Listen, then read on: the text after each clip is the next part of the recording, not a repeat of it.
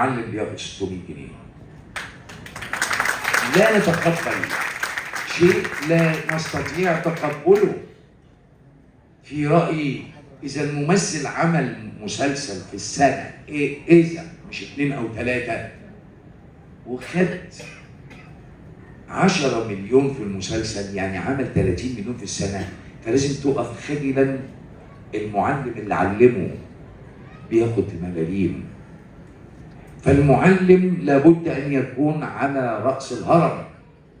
الباحث العلمي على قمة الهرم، الباحث العلمي، العالم، المعلم، الطبيب. إذا الفنان أراد أن يكون على القمة يعطي كما هم يعطون ويتقاضى ما يتقاضون.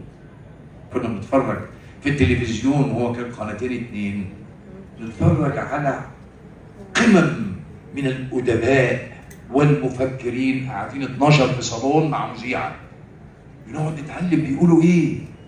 لا استفدنا قطعا. فإحنا عندنا مشكلة في الفن. طول عمر مصر من أوائل القرن 19 إلى 20 يعني من 1900 كده كان في رودولف فرج، كان في عماد الدين، كان في أعمال منحلة وأعمال تافهة وسخيفة ولكن لن تعيش، بتخلص.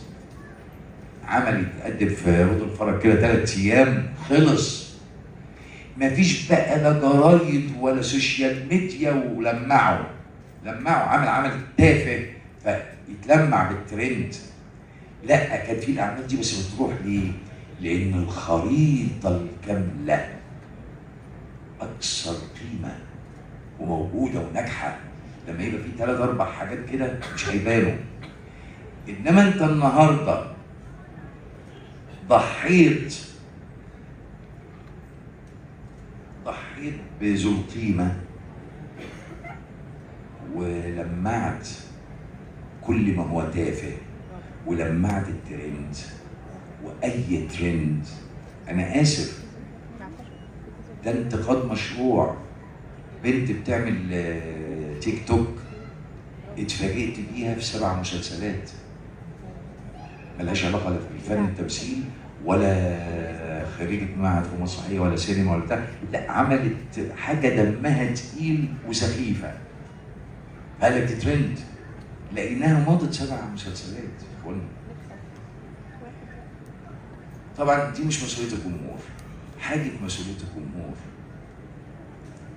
عندما يذهب الى كل ما هو يحترم عقله ويحترم وجدانه ويحترم مشاعره ويحترم تراثه وهويته. كل ما شجع الفن ده هيبقى شيء عظيم. انما احنا شايفين الافات وجحافل بتجري للترند والناس اللي بتتنطط، وحتى الغنى